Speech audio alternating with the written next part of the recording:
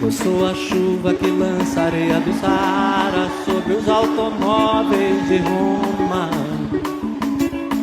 Eu sou a sereia que dança destemida Iara, água e folha da Amazônia. Eu sou a sombra da voz da matriarca da Roma Negra. Você não me pega, você nem chega a me ver. Meu som te cega, careta. Quem é você que não sentiu o swing de Henri Salvador? Que não seguiu o Olodum balançando o terror? Hoje vamos conversar e conhecer a história de um dos maiores e mais traduzidos escritores brasileiros, Jorge Amado, um autor que transformou a realidade social do Brasil em literatura e deu voz aos esquecidos e abandonados. Boa tarde, Jorge. É uma honra ter você em nosso programa. Boa tarde, eu que agradeço por poder participar dessa grande entrevista. Jorge, as suas obras, elas são muito marcadas por retratarem o povo brasileiro numa análise realista de cenários rurais e urbanos. Mas como é que começou essa sua jornada na escrita? Olha, eu vim ao mundo numa fazenda na Bahia, em 1912, num antigo distrito que depois virou Itabuna. Eu cresci vendo de perto a desigualdade do nosso país, gente com muito, gente sem nada. Isso me marcou muito, desde menino, e deu rumo a tudo que eu escrevi. Entendi. E quando o senhor percebeu que queria ser escritor? Isso não caiu da minha cabeça de uma vez, foi vindo aos poucos dentro de mim. Como quem vai pegando o jeito do mar sem nem mesmo perceber. Desde menino eu já escutava várias histórias de crunéis, de jagunços, de amores proibidos, de gente sofrida, cheia de força de viver. Eu escutava mais do que falava, ia aguardando tudo. Quando dei por mim, já não bastava mais ouvir, eu precisava contar, eu precisava colocar no papel aquele povo que ninguém dava voz, que vivia de canto, mas carregava o mundo nas costas. Então veja, não foi coisa pensada, bem certinha. Eu não decidi ser escritor. Quando eu vi, eu já estava sendo. Com forte influência política e social, Jorge Amado fez parte do movimento modernista e teve ligação com as ideias populares. Sua escrita mistura crítica e realismo social e uma linguagem coloquial e cultura brasileira. Publicado em 1937, Capitães de Areia é uma das suas obras mais impactantes. O que o inspirou a fazer Capitães de Areia? Eu quis mostrar a vida dos meninos largados pelas ruas de Salvador. Porque, veja bem, o povo já olhava para eles e já chamavam de bandido, mas no fundo eram vítimas da sociedade desigual, que empurrava eles para a beirada.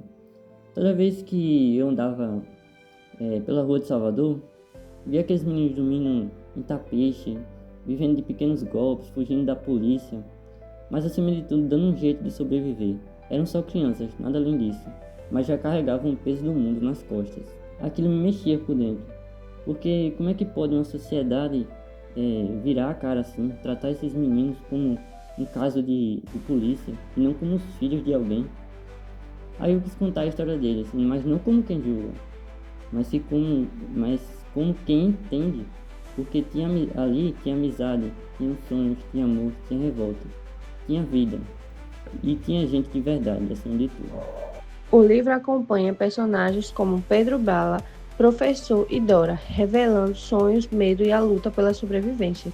A obra não só denuncia a exclusão social, mas também humaniza aqueles que eram marginalizados.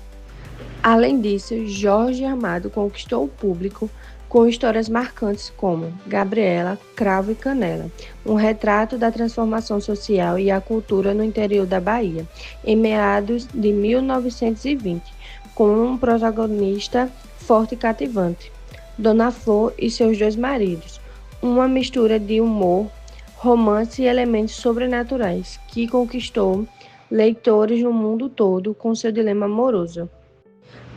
As obras de Jorge Amado foram traduzidas para dezenas de idiomas e adaptadas para cinemas, teatro e televisão. Me diz uma coisa, como foi a sua caminhada na literatura desde o começo até o seu reconhecimento lá fora? Ah, não foi fácil não, viu? Eu comecei cheio de fogo, escrevendo sobre o povo, sobre as injustiças, sobre aquilo que muita gente fazia questão de não ver. E por causa disso eu paguei caro. Fui perseguido, tive livros queimados. Veja o absurdo. Como aconteceu com Capitães de Areia, que acharam perigoso demais só por mostrar a verdade. Mas eu não parei não, porque o escritor, quando acredita no que escreve, ele não se cala fácil. Com o tempo, as minhas histórias foram cruzando o mar e ganhando outras línguas, outros leitores. Meus personagens chegaram a rodar o mundo, como se levasse um pedacinho da Bahia no bolso. O reconhecimento veio sim, mas vou dizer, o que me alegra não é a medalha, é saber que o leitor lá longe, em outro país, lê e escuta os livros do nosso povo e se enxerga naquelas histórias. Porque no fim das contas, o mundo é muito grande, mas o coração da gente é quase o mesmo em qualquer canto. É muito bela essa sua forma de pensar. Bom, tendo dito isto, como o senhor gostaria de ser lembrado? Eu só quero mesmo ser lembrado como alguém que contou a história do povo brasileiro, porque no fim das contas é no coração das pessoas que está a verdadeira grandeza. Mais do que histórias de fixação, Jorge Amado deixou um retrato vivo do Brasil, especialmente daqueles que raramente eram ouvidos. Andar com fé eu vou, café não costuma falhar. Andar com fé eu vou, café não costuma falhar. Andar com fé eu vou, café não costuma falhar.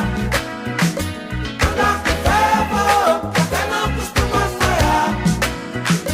Que a fé tá na mulher, a fé tá na cobra coral. Oh, num pedaço de pão. A fé tá na maré, tá na lâmina de um punhal. Oh, na luz, na escuridão. Andar com fé eu vou, que a fé não costuma falhar. Andar com fé eu vou, que a fé não costuma falhar.